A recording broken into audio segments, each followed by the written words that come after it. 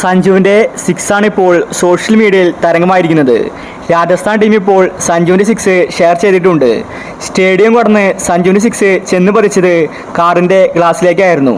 Sanju T20 ശൈലിയിലാണ് കളിച്ചിരിക്കുന്നത്. ദുലീപ് ട്രോഫിയിൽ സഞ്ജു ഞെട്ടിക്കുകയാണ്. സഞ്ജുവിൻ്റെ ഇന്നിങ്സിനെ പറ്റിയാണ് നമ്മൾ ഇന്നത്തെ വീഡിയോയിൽ നോക്കുന്നത്. ഇത്തരം ക്രിക്കറ്റ് ന്യൂസിന് വേണ്ടി ഈ ചാനൽ മറക്കാതെ സബ്സ്ക്രൈബ് ചെയ്യൂ.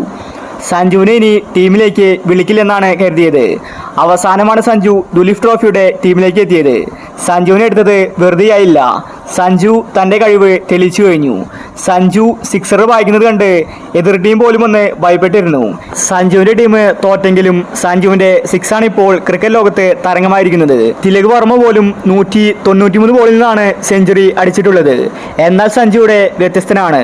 45 ബോളിൽ നിന്ന് 40 റൺസ് സഞ്ജു എടുത്തു. ടെസ്റ്റിൽ T20 ആണ് സഞ്ജു കളിച്ചത്. 3 സിക്സും 3 ഫോറും.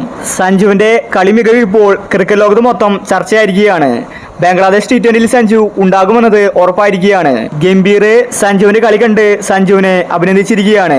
സഞ്ജുവിനെ ഉടനെ തന്നെ T20 ടീമിലേക്ക് തിരിച്ചു വിളിക്കും. സഞ്ജുവിന്റെ ഓരോ സിക്സും ഒന്നിനൊന്ന് മികച്ചതായിരുന്നു.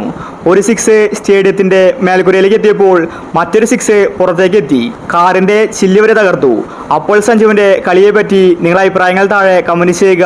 ഇത്തരം ക്രിക്കറ്റ് ന്യൂസിന് വേണ്ടി ഈ ചാനൽ മറക്കാതെ സബ്സ്ക്രൈബ് ചെയ്യൂ.